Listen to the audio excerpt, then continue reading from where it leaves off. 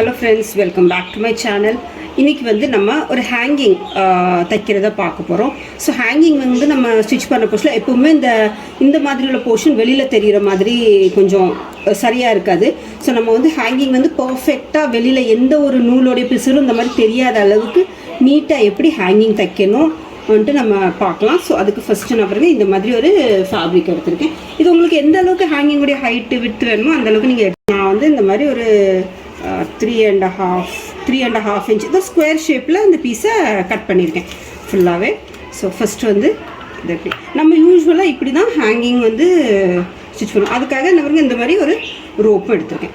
ஹேங்கிங்னாலே நம்ம இப்படி தான் ஸ்டிச் பண்ணுவோம். பட் இப்படி ஸ்டிச் பண்ணச்சில் என்ன ஆகும்னா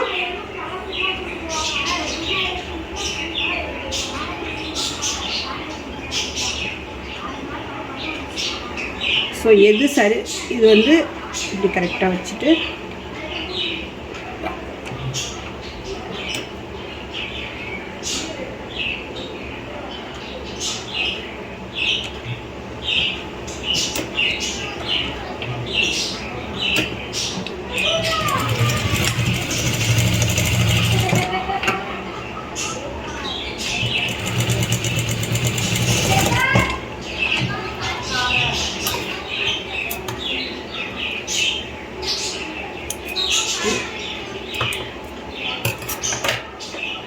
இப்படி பண்ணிவிட்டு இப்படி தான் நம்ம ஹேங்கிங்கை எப்போவும் ஸ்டிச் பண்ணுவோம். ஸோ இப்போ இதை ஓப்பன் பண்ணி பார்க்கலாம்.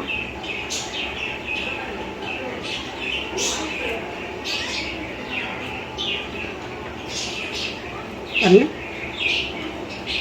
இப்படி பண்ண போச்சுல என்னென்னா நம்மளுக்கு இந்த உள்ள போர்ஷன் வந்து எப்படி தெரியுது பாருங்கள், இந்த மாதிரி ரஃப்பாக இருக்குது.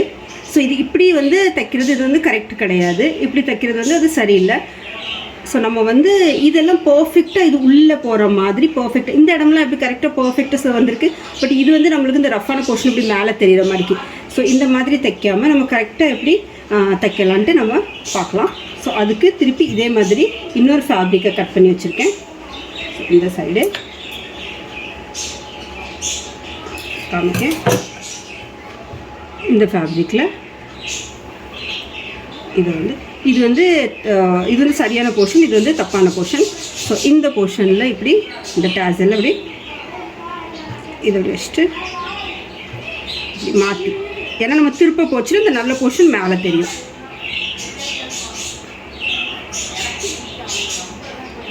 கரெக்டாக இப்படி வச்சுக்கிட்டு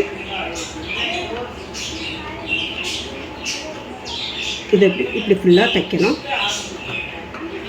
டாசில் மேக்ஸிமம் நம்ம ட்ரெஸ்ஸுக்கு, சுடிதாருக்கு, ப்ளவுஸ்க்குலாம் இந்த மாதிரி வைப்போம்.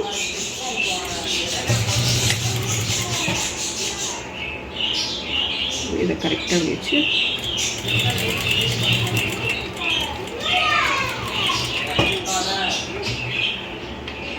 இந்த எண்டில் வந்து நம்ம கொஞ்சம் ஸ்பேஸை விடணும், ஏன்னா இதை நம்ம திருப்ப போகிறோம்.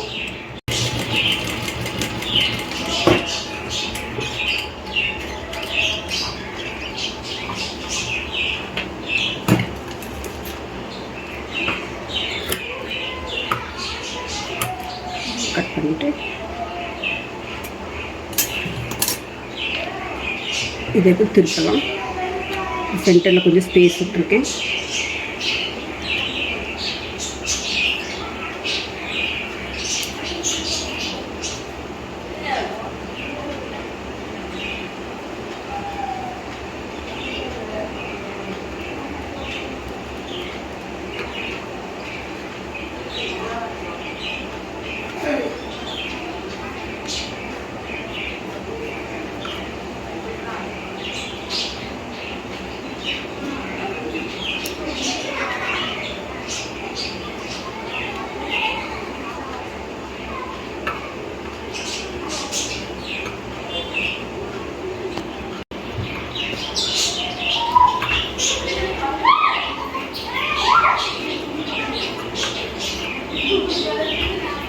இது ஃபுல்லாகவே இந்த மாதிரி கரெக்டாக திருப்பி எடுத்துக்கலாம்.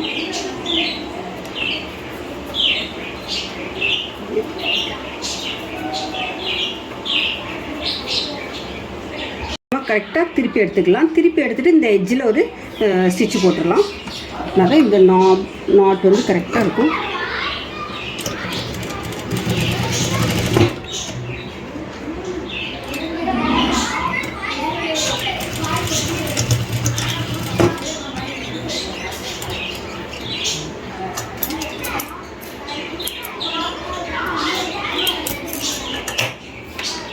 பாருங்கள். அதுக்கப்புறம் இதை